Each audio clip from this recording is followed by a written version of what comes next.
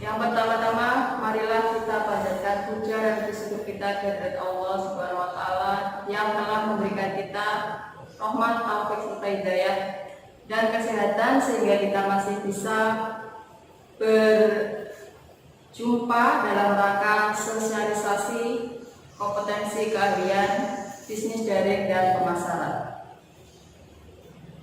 Untuk selanjutnya, saya mengucapkan selamat datang di SMK Muhammadiyah 2 Ngawi, kompetensi keahlian bisnis daring dan pemasaran. Tujuan dari sosialisasi ini yaitu yang pertama untuk memberikan informasi agar calon peserta didik semakin merasa yakin dan mantap telah memilih kompetensi keahlian BDP atau bisnis daring dan pemasaran. Dan yang kedua yaitu untuk mengenalkan visi dan misi kompetensi keahlian BDP. Visi misi dari kompetensi keahlian bisnis daring dan pemasaran. Yang pertama adalah visi. Visi dari BDP yaitu mencetak lulusan yang kompeten di bidang bisnis daring dan pemasaran yang berkarakter unggul, kompetitif, kreatif, nasionalis, dan religius. Kemudian misi dari bisnis daring dan pemasaran. Yang pertama, penerapan pendidikan penilaian karakter dalam proses pembelajaran. Yang kedua, kegiatan pembelajaran dengan metode yang inovatif. Yang ketiga, kegiatan pembelajaran melalui TEPA yang di SMK sini yaitu yang berwujud di Suryamat. Dan yang keempat adalah kegiatan pembelajaran outing class di Judi. Profil kompetensi lulusan dari BDP. Yang pertama adalah bekerja, kuliah, dan wirausaha. Yang pertama, lulusan BDP kalau disesuaikan dengan ilmu dari SMK, kita bisa bekerja di marketing, customer service, telemarketing, SPG atau SPB sebagai kasir maupun staf administrasi gudang. Selain hal tersebut di atas, bahwa lulusan dari BDP bisa bekerja di lain tempat. Misalnya ada yang jadi TNI, jadi perawat, dan sebagainya. Jadi tidak harus di bidang tersebut. Untuk selanjutnya, selain bekerja, jurusan BDP juga masih bisa melanjutkan kuliah atau melanjutkan studinya. Bisa mengambil jurusan di manajemen pemasaran, di desain komunikasi visual, di ilmu komunikasi, bahasa Inggris, manajemen, dan sebagainya. Selain bekerja dan melanjutkan studinya, belajar di SMK, kita juga diajarkan untuk berwirausaha atau bekerja di tempat kita sendiri. Bisa melalui bisnis online, bisa sebagai penyedia jasa pemasaran, bisa membuka toko, dan sebagainya. Yang selanjutnya yaitu ke struktur kurikulum kompetensi keahlian.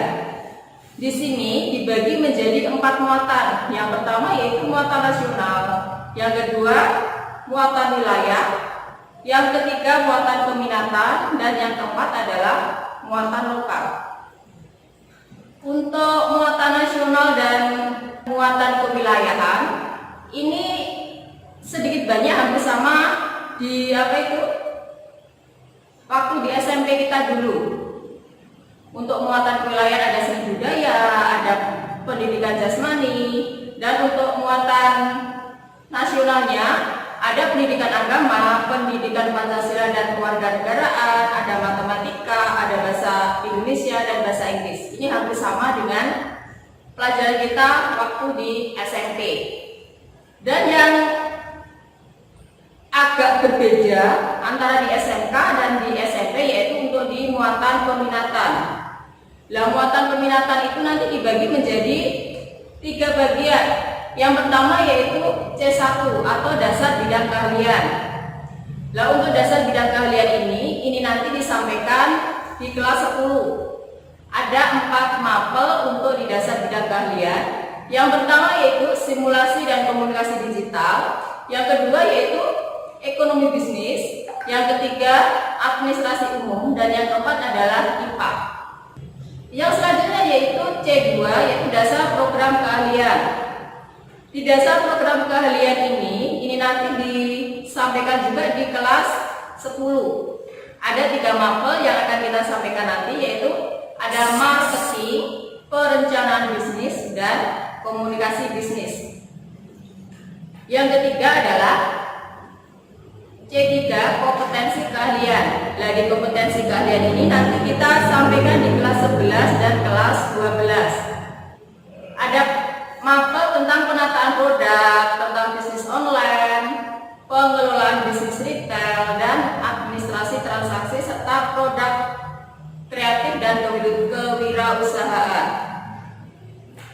Selanjutnya yaitu atau yang terakhir itu tentang muatan lokal. Muatan lokal di SMK Muda ini nanti dibagi menjadi 3 mapel. Yang pertama yaitu bahasa Jawa, kemuhammadiyahan, dan bahasa Arab.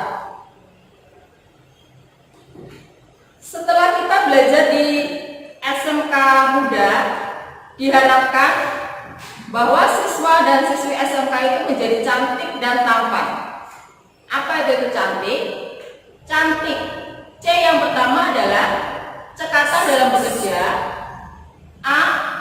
APD digunakan dan kerja anti ceroboh. Yang N yaitu niatkan bekerja tulus. T. Terbiasa dengan budaya K3. I. Ikhlas dalam bekerja. K. Kerja giat dan semangat. Untuk yang tampan, T yang pertama yaitu teliti potensi bahaya yang akan timbul. A. Analisa faktor resiko yang akan timbul. M. Menggunakan APD yang sesuai. P. Pastikan diri Anda dalam kondisi siap. A. Amati kondisi sekitar. Dan N adalah niatkan ibadah agar berkah. Demikian tadi sosialisasi dari jurusan bisnis daring dan pemasaran. Selamat bergabung dengan kita dan mari kita majukan SMK kita bersama-sama. Cukup sekian. Apabila ada kurang dan lebihnya kami mohon maaf. Wabillahi taufiq.